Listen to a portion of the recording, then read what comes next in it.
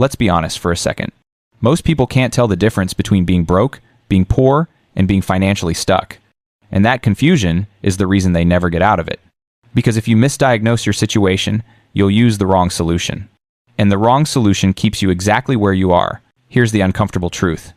Being broke is temporary. Being poor is a mindset. Being financially stuck is a system problem. And most people are living all three at once without realizing it. Let's break this down. If you're broke, it means money is moving. You have income. Bills are paid. Food is on the table. But there's nothing left. It's like pouring water into a bucket with a hole. No matter how much goes in, it drains out. This is where most working adults are. You're not starving.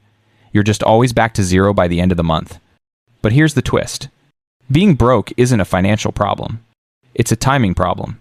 Money enters your life and leaves immediately because it was already spent in your mind before you even earned it. Bills, rent, school fees, groceries. You get paid and the money already has a destination. So you stay broke, even with a job. Now, poor is different. Poor is mental.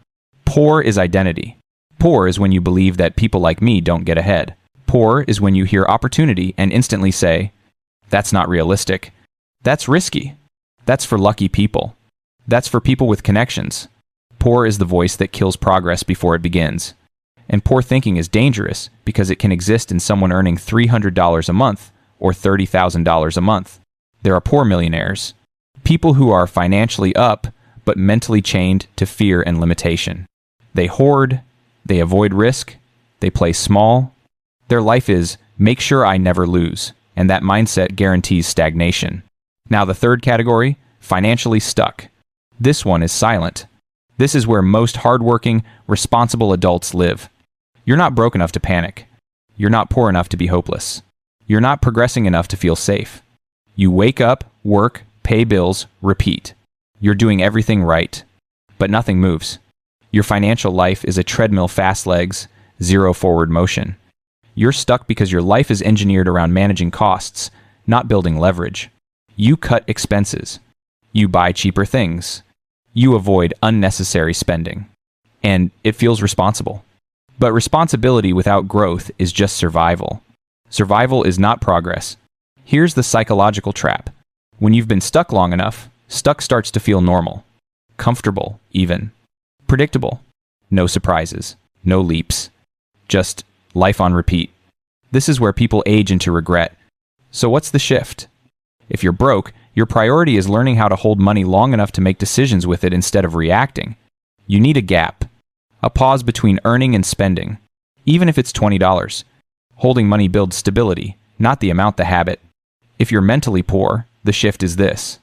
Replace, can I afford it, with, how can I get it? Not everything is meant to be bought now, but everything can be worked toward. The question changes your brain from shut down to problem solving. If you're financially stuck, the shift is brutal. Cutting expenses will not save you. You need new value, new skill, new leverage. Income must grow, not slightly, significantly. No one escapes stuck through budgeting.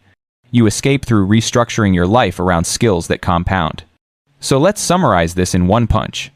Broke is a moment. Poor is a mindset. Stuck is a system. If you want out, fix the system by changing the mindset and buying yourself the time to make new moves. Don't aim to have money. Aim to understand money. Because once you understand it, you'll never be scared of being broke again. The line to remember: you don't escape your situation by working harder. You escape it by thinking differently.